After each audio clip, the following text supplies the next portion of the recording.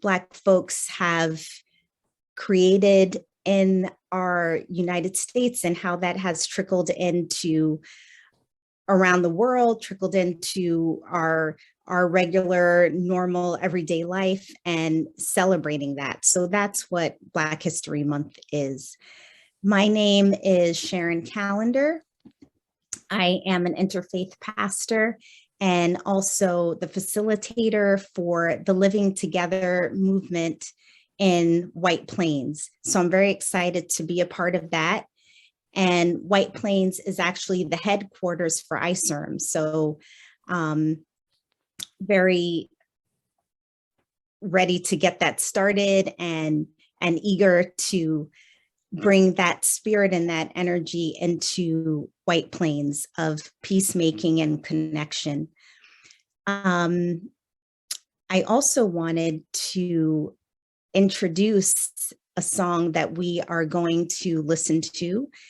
It's known as the Black National Anthem, and it's called Lift Every Voice and Sing. I think a lot of you might be familiar with that. I know that at most places that I go and there's events around the African-American experience, we always sing this song. So I'm going to share the history of this song with you. A group of young men in Jacksonville, Florida, arranged to celebrate Lincoln's birthday in 1900.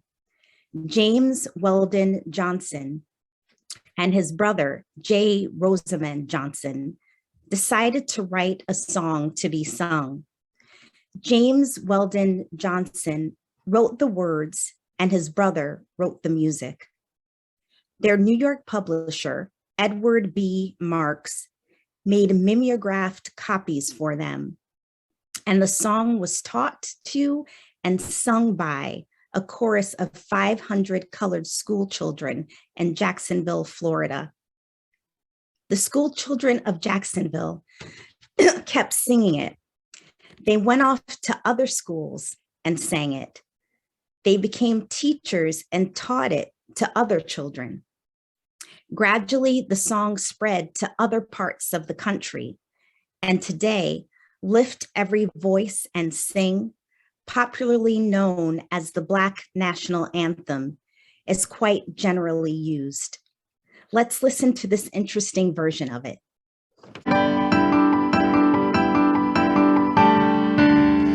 Lift every voice and sing. Lift every voice and sing. To earth and heaven ring with the harmonies of bliss. Lift every voice and sing. Every voice sing. High as the listening skies. Let it resound loud as the rolling sea. Every voice can sing. Sing a song. Every voice can sing a song. Sing a song. Every voice can sing a song. Mixing the rising sun of a new day begun. Let us march on. Let us march on. The victory is won.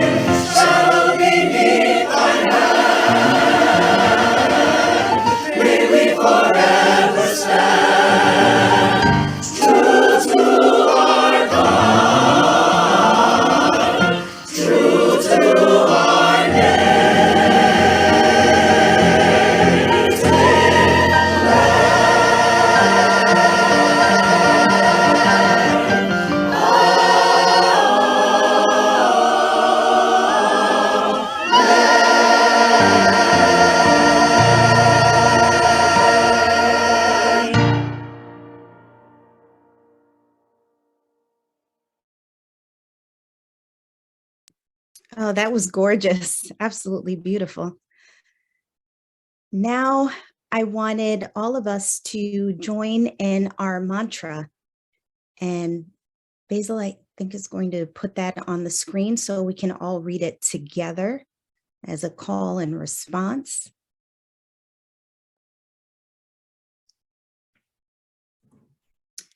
Let us recite our mantra. I am who I am, and my ethnicity, race, or religion is my identity. You are who you are, and your ethnicity, race, or religion is your identity. Together, we are one humanity, united on one planet, and our shared humanity is our identity. It is time to educate ourselves about our differences, to discover our similarities and shared values, to live together in peace and harmony, and to protect and save our planet for future generations. It sounds so beautiful to hear all the voices together, even though they're overlapping. And now it is my pleasure to have our founder and our president to introduce our keynote speaker. So I call forth Dr. Basil Nkorgi to introduce. Thank you very much, Sharon. Thank you, everyone here. I just want to thank you on behalf of the International Center for Ethno-Religious Mediation. I want to thank you for honoring our invitation. We also want to recognize those who have been a part of our organization, our members. And I want to thank some of our board members who are here and our certified ethno-religious mediators. And it's really an honor to have Professor Gloria J. Browne-Marshall here. You know, I lack words to express how excited I am. Professor Gloria is a professor at John Jay College of Criminal Justice for those who are meeting her for the first time. And she's also a playwright. She's an author of many, many books, including her recent book, which is entitled She Took Justice, The Black Woman, Law, and Power, which was published just last year in 2021. And she also wrote The Voting Rights War, a very powerful book published by Rowman and Littlefield. That was in 2016. Professor Gloria is also the author of Race, Law, and American Society, as well as the U.S. Constitution and African American Context. And she's written so many other articles that we cannot mention here. She's a poet, and at the same time, she is a certified ethno-religious mediator. It is really a great honor to have you here, Professor Gloria. Today, we're going to be talking or discussing, having a powerful discussion on dismantling encrypted racism and celebrating the achievements of Black people. And if you look around, there's no other person who is well positioned to give a lecture or to lead this discussion than Professor Gloria. So it is my pleasure to welcome you, Professor Gloria. Thank you so much. Thank you so much, Basil. Thank you, all of you in ISERM. I am a proud member of the October 2020 cohort of ISERM and enjoyed the experience greatly, enjoyed my cohort members from around the world. And I'm also someone who's a great believer in empowerment through history. Basil, how long do I have? I want to make sure I stay on time. Absolutely, you have 20 minutes, and after your presentation, which is going to be wonderful, we're going to take questions from our participants here. I know they're going to have a lot of questions to ask you. Wonderful, thank you. So the topic is dismantling encrypted racism and celebrating the achievements of Black people. And I want to look at this topic from a very different viewpoint. I guess for me, I want to look at the topic from the viewpoint of history. And I hope Basil doesn't mind if I do that. And so looking at the topic from the viewpoint of history, I want to look at this parallel of African-American life that can be applied, I'm sure, to so many other parts of the African diaspora, to look at what happens when people who come to or are brought in, subjected to unfairness in any environment, have to achieve under these very harsh conditions, and at the same time have to deal with everything internally that is making them almost pulled apart at the seams. And so what we're dealing with in America is this duality between what the country says it is and what it can be for certain people, and what it's been, and in spite of what it's been for people of African descent, to be able to rise up from there and still achieve a great deal. This morning, and so many times during this week, I've had the opportunity to speak about the first African-American female U.S. Supreme Court Justice nominee. It's been announced last night, and today her name is Ketanji Brown Jackson. And so she is someone who has graduated from the highest universities here, the most prestigious. She's also been someone who has worked in the public defender's office defending poor people who have been accused of crimes. Ketanji Brown Jackson, she's no relation to me. I don't know her personally. I am just proud of the fact that an African-American woman has the potential to be on this nation's highest court. But how could we even get to this point? We had to go through what the song says, and the Black National Anthem, Lift Every Voice and Sing. Here's just one of the part of the lyrics, and you'll better understand why that song is so moving for so many people of African descent.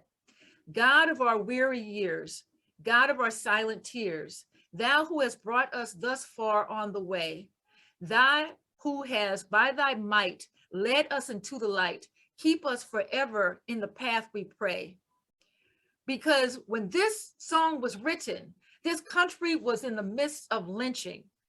So I'm going to start back to where we think we should always start when we talk about African-American history, and that's Africa.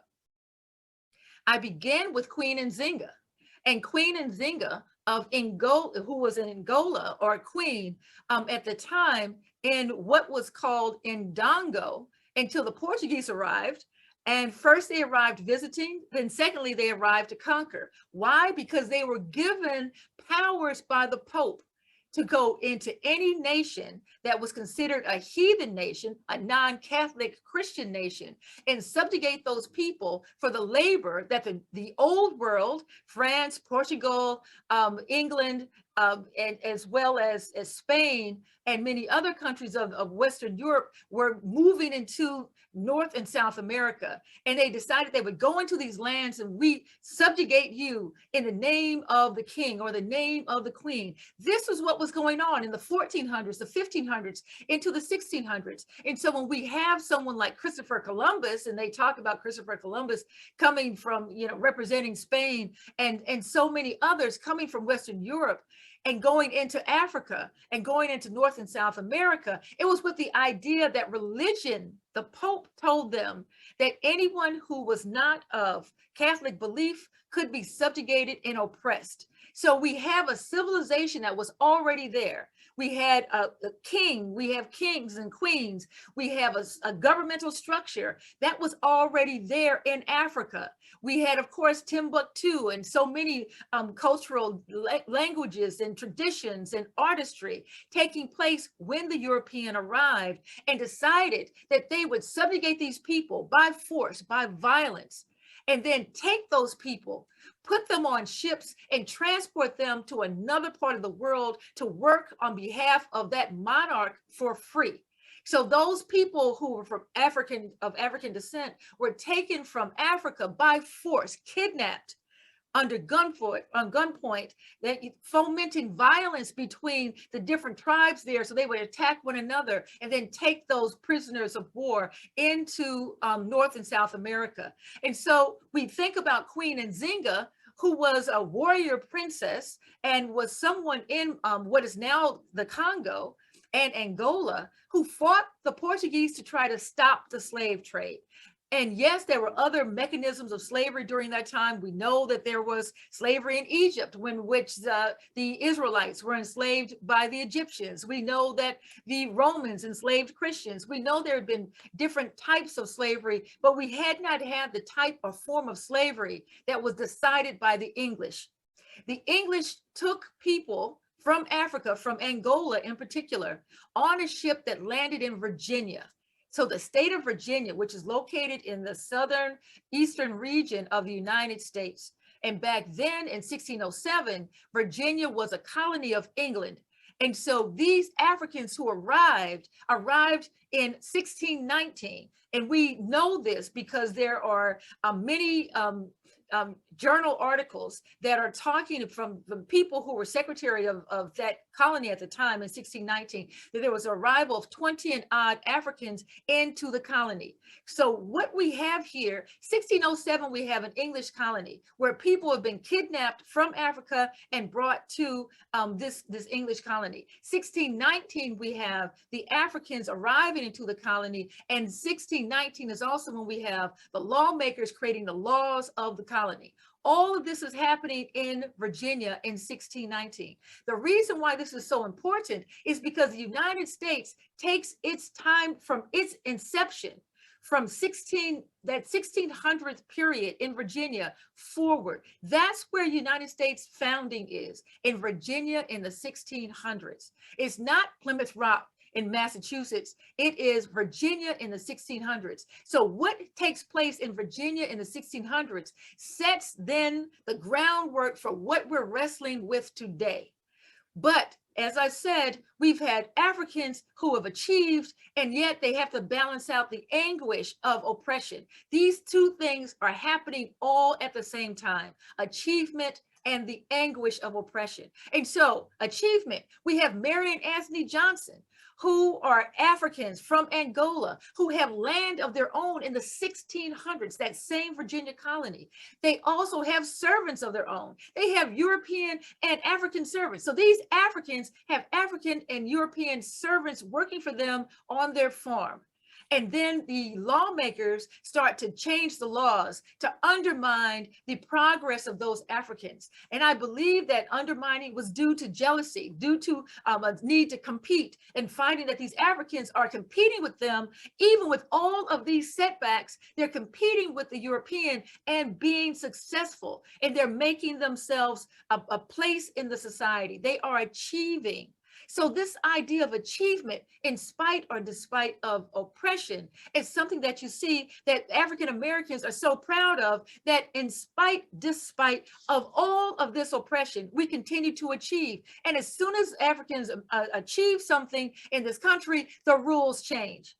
And then the Europeans change the rules. And now we go into another phase in which we have to relearn new rules and try to achieve based on this new terrain. And so they change the laws and say that because you're African descent, because that's it, you're of African descent, you can be made into a perpetual servant, a servant forever, because God said that people of African descent are servants for life. This is how this started. Most people don't understand how enslavement started in this country. Enslavement started in many different ways in other countries, but in this country, this is how it started. But that didn't stop African Americans. Africans continue to achieve. Why? Because we fought against enslavement. Many people, of course, generation after generation, were crushed under it. There were many lives lost. Many people who felt that they had no other choice gave in, but there were so many more who rose up and fought for their freedom. And so we know they fought. We know there were artists like Phyllis Wheatley, who was the first Black poet in the 1700s. We know that there's Sojourner Truth, who in the 1800s walked away from slavery and said, I'm not going to do this. I'm not going to be enslaved. And so she actually sued the white people to gain her freedom. And so many people of African descent decided to use the legal system to sue for their freedom. Or you had people like Nat Turner, who rose up in 1831 and had Nat Turner's Rebellion. And he and his men went out and he fought and killed for his freedom. We have Frederick Douglass, who was an enslaved person who ran away, and he represents those people who escaped slavery by running away, and they knew if they were caught, their lives would be taken. So we have those people, and they all represent different aspects of achievement. Frederick Douglass went on to be a great statesman. He, in such an early period of the 1800s, he was known around the world as someone who was standing up for the oppressed, having been oppressed himself as a formerly enslaved person. We have lawsuit after lawsuit that I show in my book, She Took Justice, of Black women from the 1600s, the 1700s, going to court saying, I'm going to sue you for my freedom. I am not going to be treated in this way. So many people are not used to having heard that African Americans didn't just sit back and allow themselves to be enslaved. They fought back in every way possible. So by the time that slavery ends in 1865, we have these 13th, 14th, and 15th Amendments. And for those people who live in the United States, when you arrive here, you arrive in a nation in which there are many freedoms. Those freedoms came at the price of African-American blood, sweat, and tears. And that has to be understood, that this nation is a nation that has had a violent past and a violent present. And in order for African Americans to not just to survive, but to thrive and achieve, it meant that we have to do battle all of the time. Throughout these hundreds of years, African Americans have been on the front lines of forcing this country to represent to represent itself fairly. In doing so, have to then speak to what the laws say, then apply them to all people, and what the Constitution says, and apply that Constitution to all people. That is why visitors coming from all around the world have their constitutional rights respected. It's because African Americans went to court, protested, and also had legislation passed to force this country to apply the Constitution fairly. And so when we think about those lawyers, like when we think about someone like Ketanji Brown Jackson, who's going to rise to the nation's highest court, we have to also think about the fact that these lawyers, these judges came from somewhere. This was not new. Black female lawyers have been around in this country since the 1800s. The first Black law school was in the 1870s. The first Black female lawyer was in 1872. Her name was Charlotte Ray. That's how long we have been in the practice of law. That's how long we've been fighting using law. We also need to know that Black politicians have been around since the 1870s. The first Black US senator in this country was in 1870. 1870. There were over 4,000 Black men in offices of the US Senate, the House of Representatives, in state government. And what happened? Once we learn the rules, we follow the rules, we begin to achieve, and then there's a backlash. That's what we saw from the 1600s going forward, the backlash. So the Ku Klux Klan, a terrorist organization, killing with impunity because the prosecutors didn't prosecute when Black people and brown people were killed. The prosecutors stood back and let it happen. The judges stood back and let it happen. And so we had to protect ourselves as people of African descent. And we continued to build schools. So we had schools in the 1870s, colleges in the 1870s, the law schools, medical schools in the 1870s, the 1800s, 200 years ago almost. We had all of these things. And what happened? Again, the laws came into play in 1896 with Plessy versus Ferguson. And that law, before South Africa, this country had apartheid. That's where South Africa developed apartheid. They developed it from the United States. The United States created apartheid in 1896 with the case of Plessy versus Ferguson. With that case, all of the United States was segregated by race. White people were all segregated from people of color, and not just African Americans, Native Americans, Asian Americans, Latin Americans, anyone in this country who was of color. And they used to not even say of color. If you had anybody in your line that was of color, then you were of color. And they called it the one drop rule. That meant that you were white enough to pass. It didn't matter if your grandparent was person of color, of African descent, or Native American or Asian American, then you were considered a person of color. And so now we had to turn around and have African Americans fight again against this color line, this racial apartheid system that had been put in place. And we did. We developed the NAACP, the National Association for the Advancement of Colored People. We brought lawsuit after lawsuit. In those lawsuits, many of them were successful. And so we began to vote, of course. And then as Black men voted in 1870, women gained the right to vote in 1920. And what happened? Once again, they changed the rules, tried to take away voting rights. So we had to bring lawsuits, we had to protest. And then, of course, we had lynching. And lynching is something that is so horrific. What we did in this country, what you saw with George Floyd, and we know that film was shown around the world, of George Floyd with someone with a knee on his back, crushing the life out of him in broad daylight in front of people who are witnessing this, filming this. And this police officer, Derek Chauvin, in doing this in front of 3 other police officers until George Floyd's life is taken from him in front of everyone. Why did he do this? How did he think he could get away with killing somebody in broad daylight? Why? Because it has been going on for 300-400 years.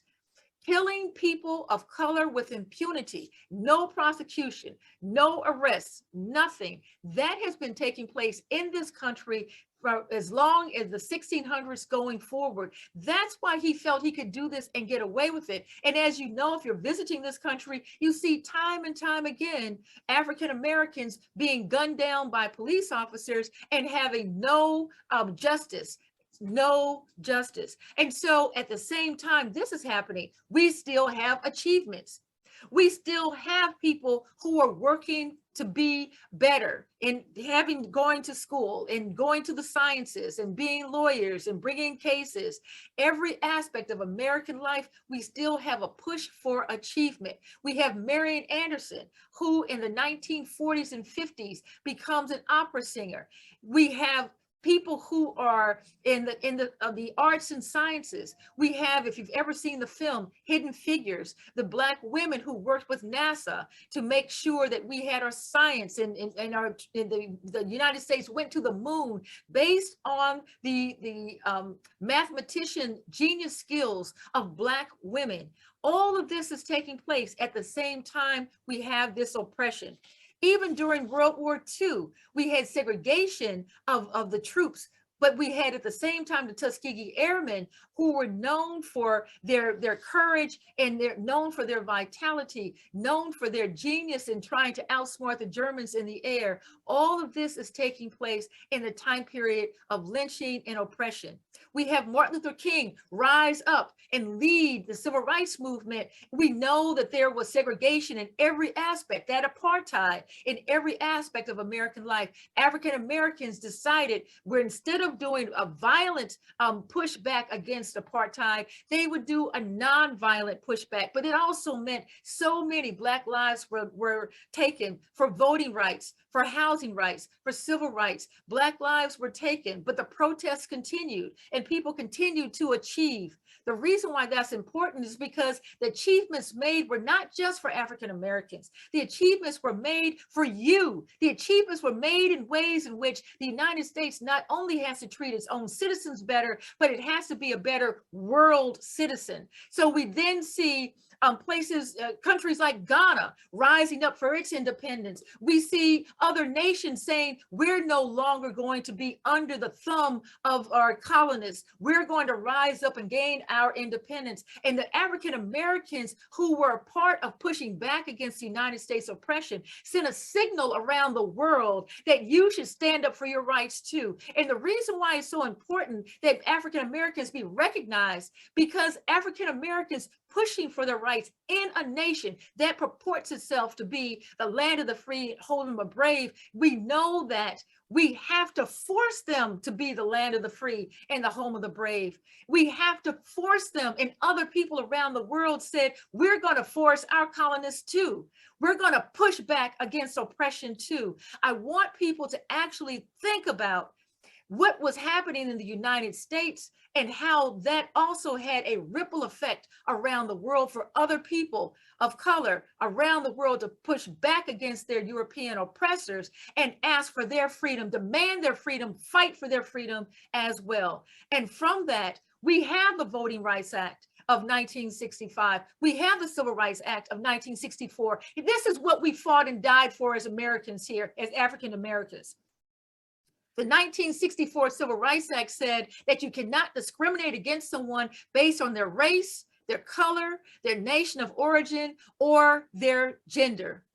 Think about that.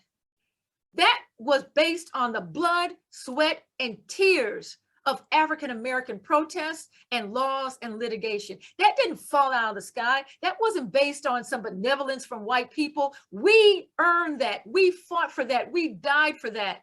And so when you come to this country, the reason why you come here with freedoms, you come here with protections, because African-Americans created those freedoms, created those protections, and died to enforce them.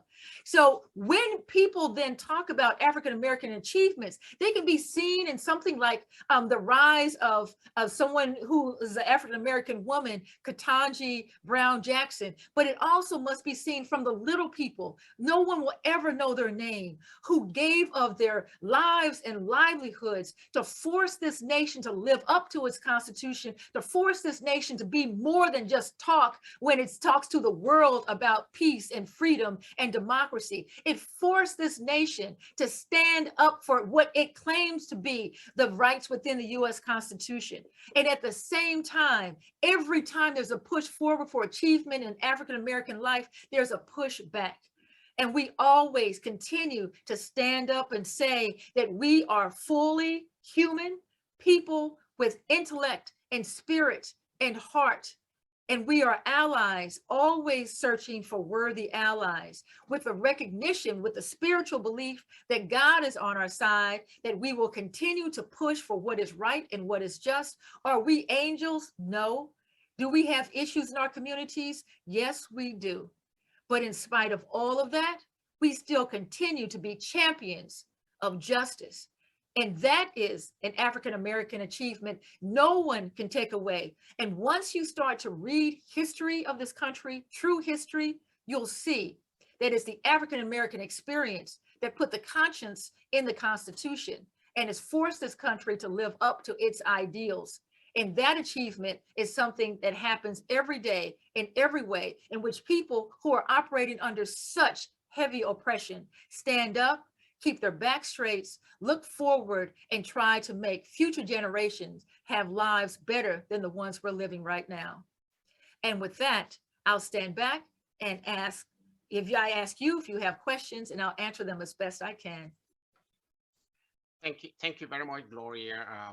It's really amazing listening to you. You talked about a paradox, achievement and anguish. And I just want to know a lot of people here have many questions, and I'm going to open the floor.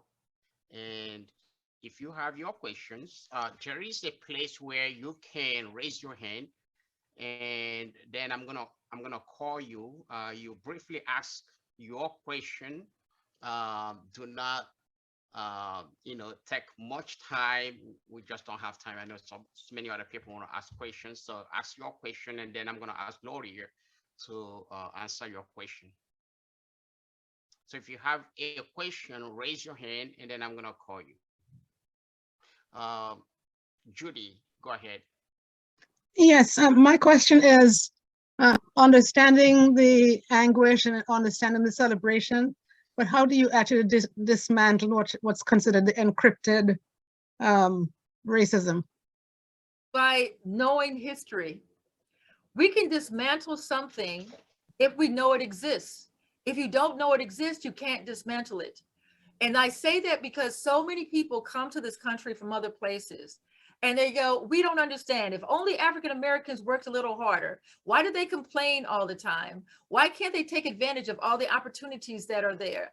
And so if you don't know that the racism exists in this country, then you wouldn't know how to begin to take it apart. So that's first and foremost, and know the history of how long the racism has been here.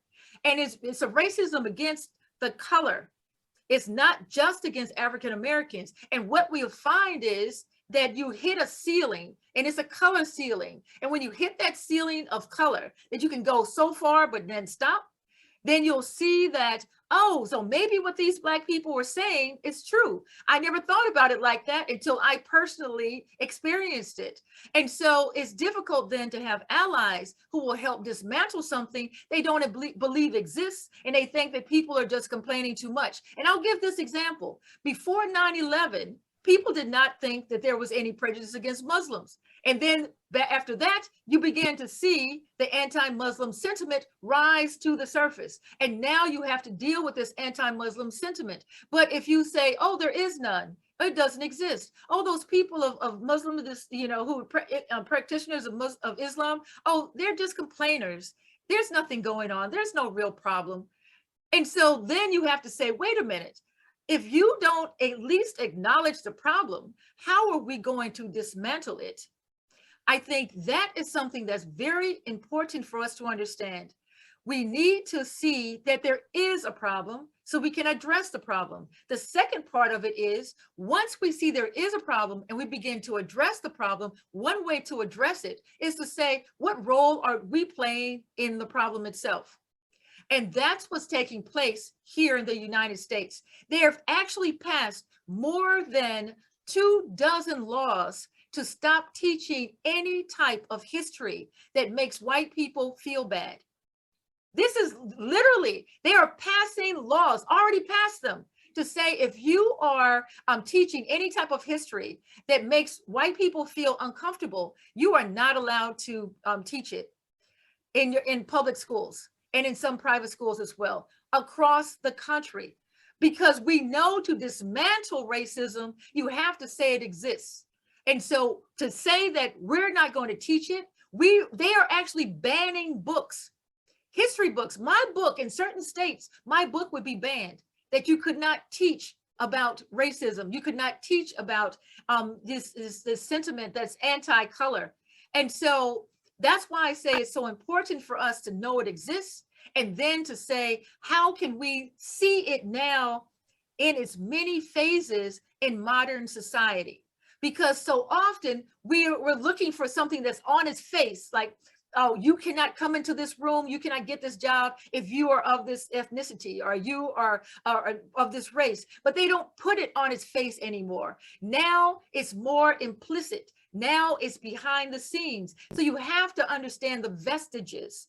And those vestiges, what I mean, are the remnants of this historic time. So people are sneaky about it. They don't want you to know we're actually being discriminatory. And so that's why you also have to see how racism and other discriminatory actions play out in day-to-day life. And it does so by making people believe that they have to be on a white standard in order for them to achieve. And that's not true. They should not force people to say that, oh, if the lighter you are, the more palatable you are to us in a job. And how do you see this? You see this by having people say, well, all the darker skinned people with natural hair are not going to get the job, and only jobs go to the lighter skinned people with straight hair. This plays out in many different ways in which you see how racism will play out in a society or in a job. And so it's for people who say, I've heard them talk about others, but I never thought they'd talk about me. If they're talking about a particular group in a disparaging way, then those people are practicing a form of discrimination that will be practiced against others as well. Don't think that just because they're not talking about you, that they're not going to be discriminating against you in the future. So can I just do one short follow-up? Yes, go ahead. It appears to me that, like you mentioned, that there are lots of different laws. And it seems as if the laws work when it applies to everybody else. But when the laws are supposed to help, people of color, they're actually ignored. The laws are there. People say things, words are written, right? So we all see the big signs that the corporations are doing or that the law puts out there, but they're ignored. I mean, it's great to have the stuff documented, but if nothing happens to actually help people, then I'm not sure if we can dismantle it. It seems that we have to go around it and continue to achieve. With both of those ways, up, around, through, force it down, all of those things happen at the same time. Dismantling, when you see a building being dismantled, they don't use just one mechanism to dismantle. They can tear it down, they can go in, they can knock out the walls, they tear it down little by little, and then they'll bring a truck and then they'll take it away. There are so many ways to dismantle, and each one of us has our own unique characteristic, our own unique quality that would allow us to play a role in dismantling it. And yes, law does work if we're championing some law, when we're forcing laws to actually do what it's supposed to do. But you can also pay money, if you say, look at it that way, donate to organizations that are bringing these lawsuits, because these lawsuits become very expensive. But also pay attention and send that letter to the editor, right? Call that congressman. Every individual person has a role they can play in dismantling racism. Thank you. Abdullah Halim. Thank you. Thank you, Gloria, for this interesting presentation. I want to ask you about this situation of the African American in the United States. How do you explain why until this century, the African American people still live injustice and discrimination in the different institutions of American society? Is there a political problem or legal problem? Let's put it this way. As I said, you've got two different things happening at the same time. You have an achievement. I'm a professor with a law degree. I'm a full professor on my job. I'm a writer of books and plays. I've achieved a great deal, but I don't know when I leave my home if I'm going to be killed by police. Those two things happen at the same time. So not all people of African descent live in poverty. More white people live in poverty than Black people. Okay, more white people live in poverty in the United States than do Black people. But here's the problem. Poverty among people of African descent is crushingly harsh. Unemployment is crushingly harsh on people of African descent, but you have many people who are also employed as well. So discrimination has been fought, but every time we fight it, going back to that question that was stated earlier, every time we fight it, they change the rules. And you see that internationally. You see that when it happens in other countries, the United States will say, this is what we want from you. And then they'll change the rules as soon as you start to do it. So this change back and forth again and again, African Americans will say, okay, we're going to get our education. They'll turn around and say, well, now you're overeducated for the job. There's always some way, because it's about competition. There's competition of white Americans against people of color. Not just African Americans, but many people of color. And so white Americans want to stay on top, and they'll keep changing the rules, divide and conquer, and do whatever is necessary to stay on top. I'll tell you, last weekend, I had a chance to talk with people about critical race theory, and a white gentleman in the audience, and I asked him, what is this with whiteness? Why is it that all your power you've put in being white? What is that about? And he said, it gets me things. That is a quote. He said, it gets me things. And so when you think about this idea of whiteness, who's going to give up this power if it gets them things, if it puts them on top and keeps them there. So they are using laws again and again each time Black people achieve. And I'll give you an example. Barack Obama, first Black president of the United States, 2 terms in office. What did we get from Barack Obama? Donald Trump. Now do you see what I mean? It's 2 steps forward, 1 step back. Again and again, as people of color push forward, the backlash comes in and they say, oh no, we don't want you getting that far, that fast. You're achieving too much, slow it down. And then you start to see Black people being gunned down in the street. You start to see what happened with George Floyd. You know, every time there's Black achievement or achievement by people of color, then you see a backlash to undermine that achievement. So it's not that these things are not happening. There is achievement. Their people are not oppressed to the point they were during enslavement or during apartheid. But as you know, in South Africa, as you know, in North Africa, as you know, in so many other places, in England and other places, there's still that colonialist hand that plays a role within the country. So even when you advance, there's that hand that comes and pulls you back. And whether or not it foments conflict between groups, or whether or not it's undermining the power, or putting puppets in place, you know, to undermine the power, as soon as you begin to achieve a level of independence, there is a backlash. And that's what we experience in the United States as African Americans. Thank you. Thank you. Thank you, Gloria. Any more questions? If you have a question, you can raise your hand. Yes, Paul, go ahead.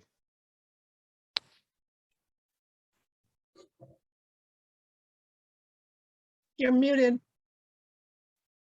Can you hear me? Hear you loud and clear right now. All right, okay. What about doing through education from a young age, from a primary age? Can you not adjust the attitudes of people in the long term by doing it through an educational process within the school setting? Thank you so much. And that is what was attempted. During apartheid, remember that started in 1896. That's when our apartheid started. That was before South African apartheid. So what they did, the first thing they attacked were the schools for people of color. They but if you take history to one side, because I go into schools now, I mean, it's gone the other way in England to a certain degree. My daughters go to quite a high-end school, and now what they're teaching the girls now, or the classes, is that they shouldn't have white privilege. That's the latest thing that's coming out now. Unfortunately, there's one Black child in my daughter's school, in the whole school, so that they come from a predominantly white area. But fortunately, because they've traveled around the world and they've met a lot of different people, and that's given them a good balance. But my argument would be, and I have this with a lot of teaching staff that I speak to, they should be teaching this from or teaching that there is no color, it's just people. Do you know what I mean? And I know how difficult that will be, because I worked in America and I was gobsmacked at the racism within the police service against their own people, against other police officers that were non-white. It really threw me, and that was many years ago. But I just don't understand why they haven't got that in schools over in America now, where they're trying to teach this from ground level. Does that make sense? To teach what, though? That's what I'm. Well, to teach that, like I do a lot of gang interventions, so they're starting to do that now from the ages of about 8 or 9. Paul, yeah, go on. Paul, I'm missing this, okay, because I know we don't have a lot of time. Yeah. Okay, are you talking about teaching history? No, I'm talking about teaching from, right, take history to one side. I'm talking about teaching from now, from today, going forward, that they should teach this, that people are just, it's just a people, you know. I mean, in UK, I think there's still a long way to go, but. I'll tell you this. I have a friend who's in the UK. I just talked to him 2 days ago. And people of color, people of African descent in the UK are oppressed as well. Yeah. Further down, in London areas, yeah. Yeah. So, but if you help me have one Black child in this whole school, then, you know, it's very difficult for that Black child. I'm just going to say, as somebody who was one of 4 Black kids in a white school, is a very difficult thing to do, you know, so. Yeah, I understand that. I do understand that. But what I'm saying is, even in London, I go to London, I visit London schools, and it's multi-ethnical. I mean, there's lots that it's not just Black. There's Asian children, there's Indian children, there's, you know. So I think from what they're trying to do, certainly in the schools I visit, is they're trying to take it forward from today, and so look, you know, we need to. Everybody needs to. I know it sounds a bit softer, but everybody needs to get on. I don't understand. I mean, in America, I don't know how. But that's why I'm trying to explain to you, Paul. That you can't go from today forward like nothing happened, because we're I do understand that. Okay, then if we cannot do that, then that's not the way you dismantle racism. You don't pretend that nothing happened. It's like being in an abusive relationship and pretend that the abuse never happened. It's like, let's start from today and go forward. So that's not the way that we can solve a problem. You can have truth and reconciliation and say, based on truth and reconciliation, let's go forward. But you can't just have the victims or the people who are oppressed and the people who are benefiting from the oppression say, let's go forward from here, because then you've locked into place the system that was already here before that one day. So if we start today, Saturday, and say today, Saturday, we're going forward from here, we've locked into place everything that's happened up until this day. So then that's not a way to dismantle racism from my perspective. We have to be fully aware of what has taken place in this world, and then say we've got to dismantle what's here and look at injustice as something that cannot go forward the way it is now.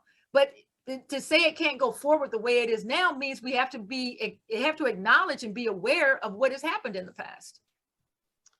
All right, thank you very much, Gloria, and thank you, Paul, for that important question. Thank you. I know, Reverend Sharon, I know you have a question. I see your hand is raised there, but I want to call on Alex. Alex is asking a question. Alex, could you ask that your question to Gloria?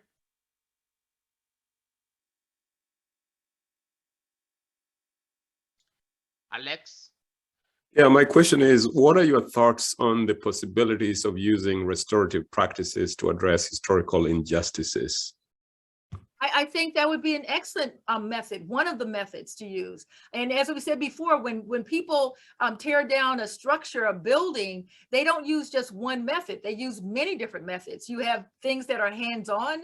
You have things that are big machinery. You have, you know, that all are part of dismantling something that's in place. So I think, you know, restorative justice would be excellent. I think also going back to truth and reconciliation, mediation, that's one of the reasons why I took the mediation course at ISERM, because I wanted to have more tools in my toolbox so that I'm interacting in these different environments. I want to be able to use all of the possibilities to help dismantle something that is harming all of us. And there's a saying that you can't hold me down with your foot on my neck without you staying here with me. And I think that's what stopped America from growing, spiritually growing culturally, because it can't keep people in one place and keep going forward. You know, so as it's stuck with this issue of race that it won't deal with, and as was pointed out in other countries, in Canada and the UK, there's still issues, but people actually acknowledge that we have a problem. And this country refuses to acknowledge that the problem even exists. And then to pass laws to say that you can't even talk about the problem. And you can't talk about it in a place like school. And going back to K through 12, going back to our school system of young people, it was Brown versus Board of Education in 1954 that desegregated our schools from apartheid. And the backlash from that was lynching, of brutality, assaults on people, and this push against Black children, other children of color attending the white schools, and of white children attending those Black schools. And so if you have one Black child in a school, that's traumatic. To be one Black child in a completely white school, they might have the benefit of the education, but they're also taking on a lot of trauma for being that one Black child. So we need to have a critical mass of people who are willing to accept that we're all human. Yes, we all are human, and we need to move forward from here but not as they say in Animal Farm, some people are more equal than others. We're all equal, but some are more equal than others. I mean, that's the way the system is set up at present. Sharon? You're on mute. Here you go. Yeah. I just wanted to comment, Gloria, about what you said regarding history and how it's so important to acknowledge what happens in the past, because if we are not aware of it, we're going to repeat it. So it's imperative that we know the history so that we can move forward in a way that is healing. But my question is, what are your thoughts around the controversy of affirmative action? I think, affirmative action under law was something that was created to affirmatively address the discriminatory actions, the violence, the laws that were in place to oppress people of color, and especially African Americans. And that was started in the 1970s. And then by the early 1980s, it was almost dismantled, because this idea of affirmative action benefited more white women overall, because white women used affirmative action because affirmative action said that we wanted to lift oppressed people, and that included women at the time. And so it was people of color as well as women. And so white women were beneficiaries of affirmative action. And so you don't even hear about that. You only hear about people of color. But I think the fact that in other countries it's called positive discrimination, in which there are, whether or not it's based on race, it could be tribal delineations, it could be based on religion, in which certain groups of people have been oppressed over time by law and society. And so efforts are made by the government to address those historic oppressive mechanisms and help those people then rise up. In this country, affirmative action means, for the most part, that Black people are getting something they don't deserve. And when you think about even Judge Ketanji Brown Jackson, she's a graduate of Yale Law School. She clerked for Stephen Breyer on the US Supreme Court, our nation's highest court. She has worked as a judge in district court and as appellate court. Her credentials are even better than, by far, than the white female US Supreme Court justice who just rose up to take her seat on the bench. And yet they're calling her an affirmative action hire. So you see how they throw this mud of affirmative action on anything that people of color do, to say that, well, the only reason why you have this job is because you're Black. And you look at this, no matter how qualified, overly qualified a person of color is, there's always this sense that we can just throw this mud on them that it's affirmative action. Yet at the same time, the need for affirmative action for positive discrimination is necessary, because the oppression of the past is still taking place in the present with the undereducation of Black children and brown children in our communities. And so many of our children have to go to private schools in order to gain a good education, because the public schools are so underfunded, especially if those public schools are in areas with a high population of people of color. Thank you, Gloria. Judy, it seems you have another question, but I just want to make sure there is not a person who has got a question to ask Gloria. Judy, I'm going to ask you to go ahead. Thank you. So, Professor, what do you see then as the fallout as we approach again, or are actually in another period of regression? In terms of the education, where they're banning history, politics, where the representation now is way over on the other side, and the non-progressive side, and voting rights are being taken away, and votes will possibly be counted in a way that we shouldn't be counting them. Then now you see visibly, all of you see what African Americans have been facing for hundreds of years.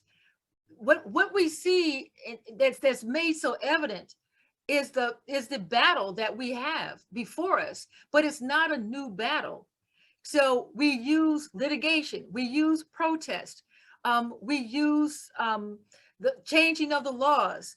We have to keep doing what we continue to do and come up with ways to do it with social media, with new technology. We have to become more creative. But what I think is fascinating about this is that now the world can see what we've been battling for hundreds of years. The same country that says it's a shining light on the hill of democracy turns around and takes away voting rights. The same country that talks about life, liberty, and the pursuit of justice will gun down a person who's unarmed on the street and then not even prosecute the people who do it, not even have a trial for them to explain why you took that person's life. This is what we're battling against in this country, and I'm glad now at least the world can see and better understand why we have such pride in our achievements, because it's come at such a high price and over so many obstacles. Now, perhaps you can better understand when people negate the cry of the African-American about the pain of injustice in this country, what that injustice looks like, and why the pain is so deep, because in the same country that is allowing people, certain people, to rise up, it's saying, yes, but you can only rise up so far, this group over here. And then you make us look bad because we believe that all accomplishments should be by white people and not by other people of color. These differences in treatment under law and in society is what, these differences are what we've had to face for hundreds of years. And that's why we want the respect to understand that as we fight our battles, whatever gain we make, that gain then goes across the board for everyone. So when we have a positive battle for civil rights by Black people, those benefits are not just for the Black community. Those benefits are for any person of color who arrives in this country. You have now gained something on the backs, on the contribution of people of African descent. And that's why Black History Month is so important, for us to realize that we've had to overcome so much. And when I talked to you about the Black National Anthem, Lift Every Voice and Sing, it was with the idea that it was over. And I go back to that. When we talk about it, we need to know that we talk about the land. Sing us a song full of the faith that the dark past has taught us. Sing us a song full of the hope that the present has brought us. Facing the rising sun of our new day begun, let us march on till victory is won. Those are the words of the Black National Anthem of Lift Every Voice. We've not said we can't do this, but we need people to recognize what it is that we've had to do over the years and how hard, how very difficult it's been to make us, to be the people we are, to have the achievements that I so proudly talked about today. And there are so many millions of more, small and large, that we've been able to achieve as African Americans. But just give us the attribution, the credit for having done for this country what it could not do for itself, and making this country a better place for all people who visit.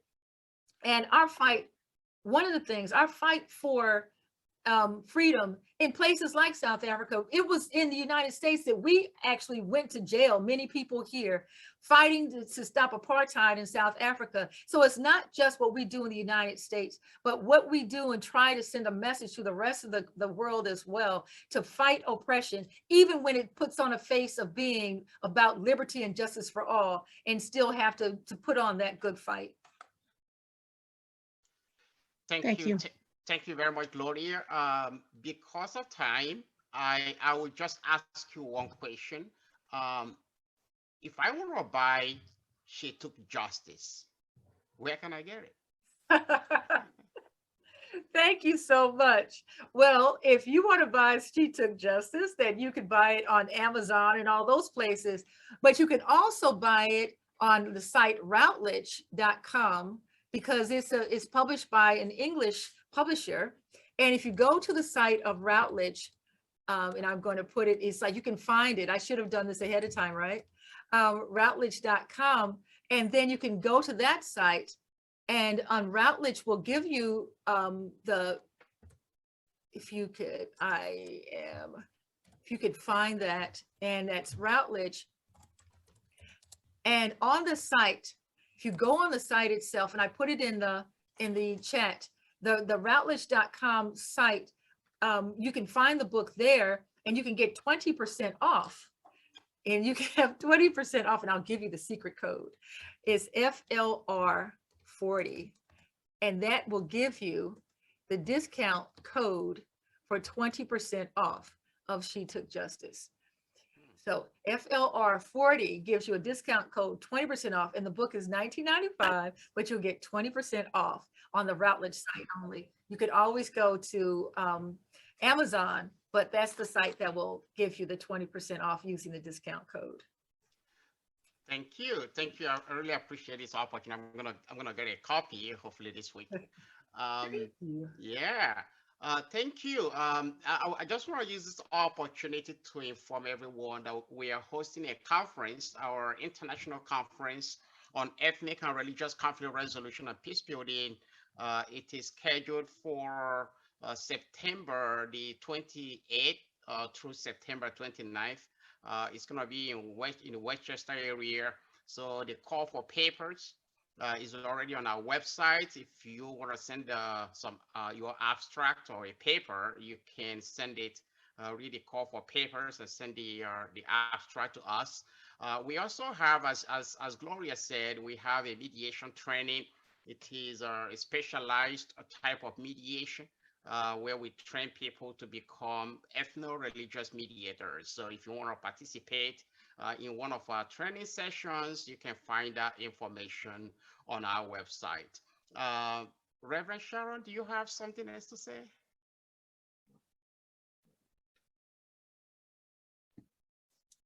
I just want to thank Gloria for this wonderful presentation. It's been so enlightening for me personally, because a lot of the things that you mentioned, I had no clue about. And I've grown up here in New York, and we had Black history, but never so in depth. So I look forward to reading your book, and thank you. So I just wanted to share that.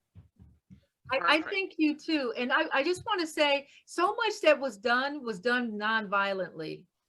So the efforts was, the efforts to get equality in this country were non-violent efforts, and people died, because they were non-violent. And so I want us to go back to that question. We're going to use everything we can to make sure that we have equality in this country for all people. And that's what's so important. That's what the African-American fight represents, is that we all people should be equal. And I thank you so much for having me. Thank you. Thank you. It's a pleasure and honor. Thank you everyone for coming, and thank you for your patience. We look forward to meeting you again on the last Saturday of next month. Thank you, and do have a great day ahead and great weekend. Thank you. Thank you. Bye. Thank you.